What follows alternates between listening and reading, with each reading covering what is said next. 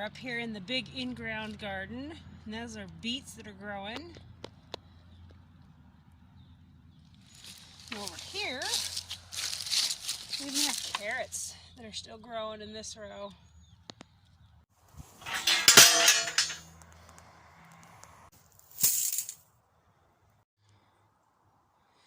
So we're up here at the front of the property, and this garden right here is what I always call the big in-ground garden.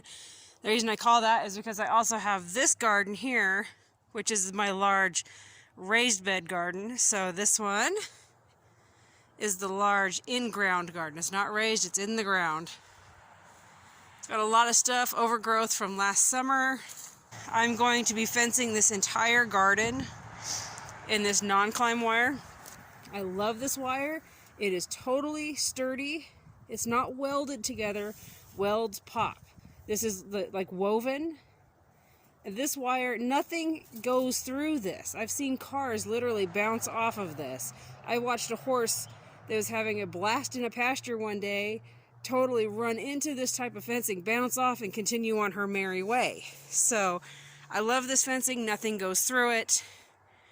And so that means I can also safely put chickens into this garden, and I don't have to worry about my neighbor's large dogs getting in very easily.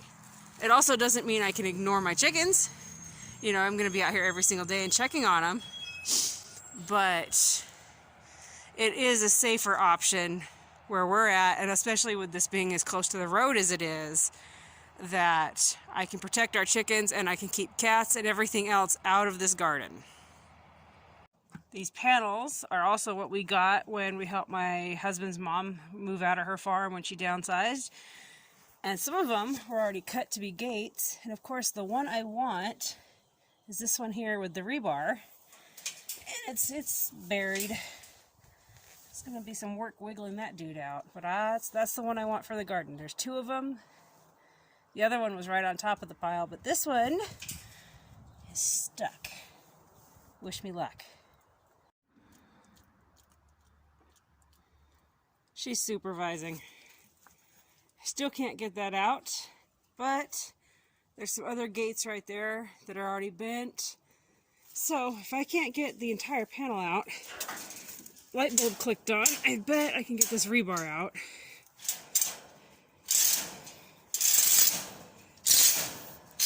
Huh.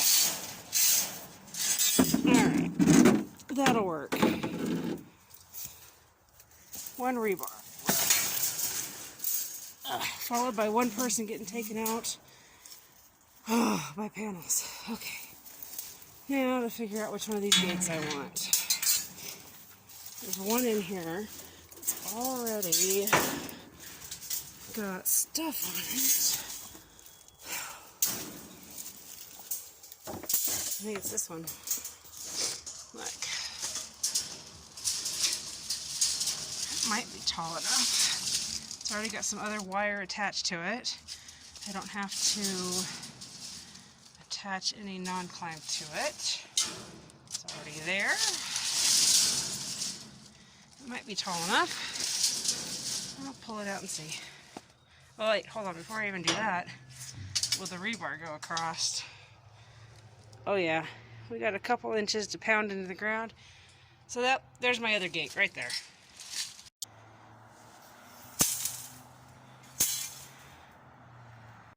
Well, it's not snow and it's not rain, but it is like graupel or small hailstones falling. All I want to do is garden. Mother Nature's like, hey, it's still wintertime, let me show you. Wire, T-post,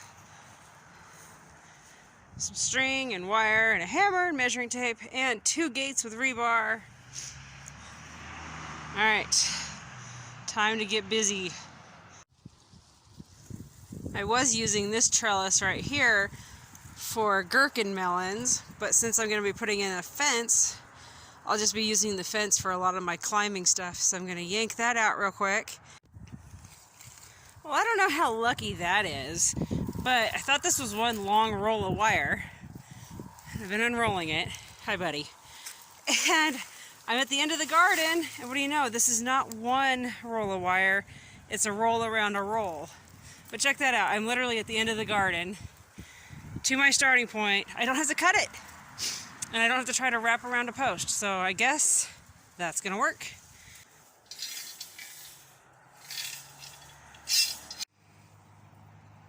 All right, got the rebar clear down to the bottom. Now I'm just gonna tap it in one-handed. Check this out. Or not. That works. Drop the phone. Hold the... All right, one-handed. Let's see if I can do this. Left-handed too. I want it pretty close to flush with the top like that so I don't hook myself going in and out. There we go. One gate. One person putting all this up so far. I'm on my own. Just me. Gonna get this done.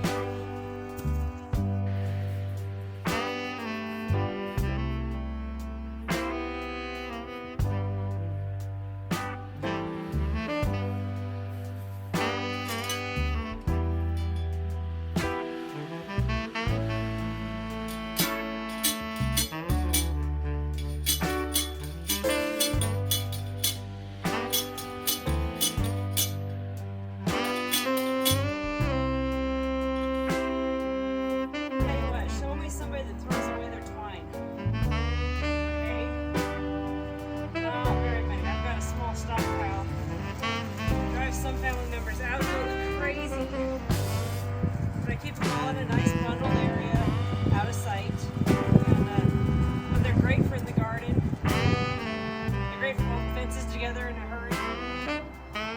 Temporary.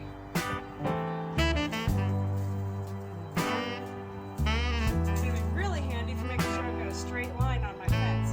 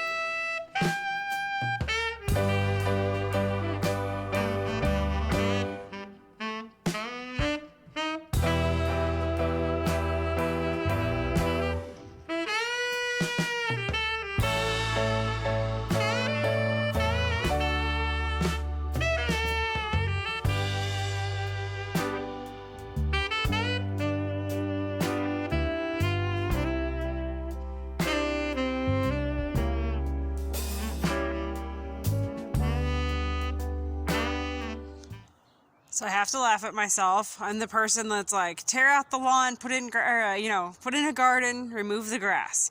And here I am arguing with myself that I'm adding too many extra feet to the large in-ground garden. Like literally, I'm arguing with myself over 1, 2, 3. I'm arguing with myself over adding 4 extra feet. The only reason I'm trying to add 4 extra feet is I'm trying to duplicate that if I decide to go with the round hoops eventually over this garden, it'll be wide enough that the entire thing will be underneath the hoops. And I hate mowing this yard. I mean, you can kind of see right here the rabbit tractor tracks. I used it for the rabbits to mow the yard last summer. But I'm seriously standing here arguing with myself about adding 4 extra feet. And this last year I was like, this garden's too small. It's too narrow. I don't like it.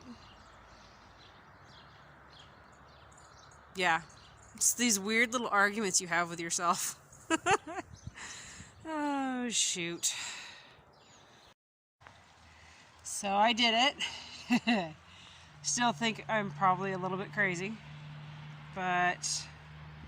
oh, and it's not 4 feet I added, or at least like on this end it's 1, 2, 3. On this end I added 4 feet. On that end it's actually 5 feet that I added, but there you go. I mean, this I wanted it to be whiter. Well, it's definitely gonna be whiter. You're probably wondering what's under that sheet.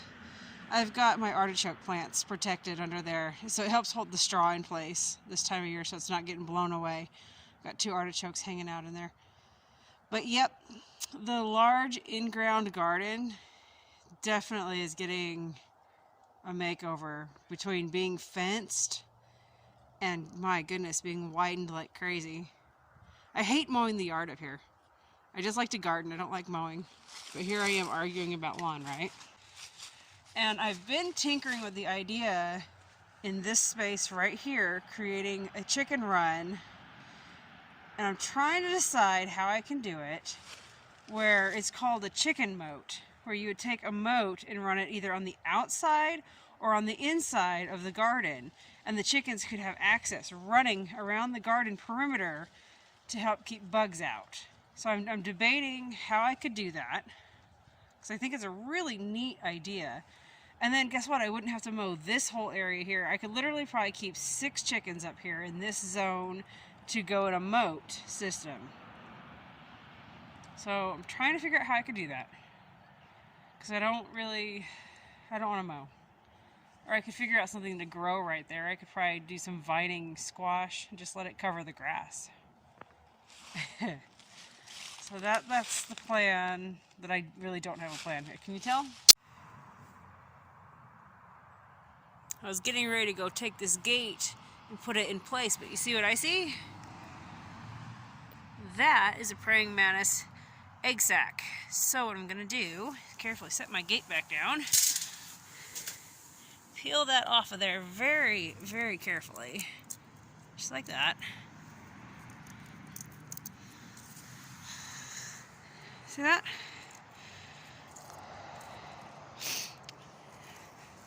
I'm going to take this guy over here to the artichoke plants. Look it, here it is, it's January. These things, usually people kill them, they have to redo them every year. Mine are growing, this is their 2nd year. Okay, anyway, take the egg sac. I'm going to drop it in there where it's staying really warm, and it'll be fine. Cover up the artichokes again.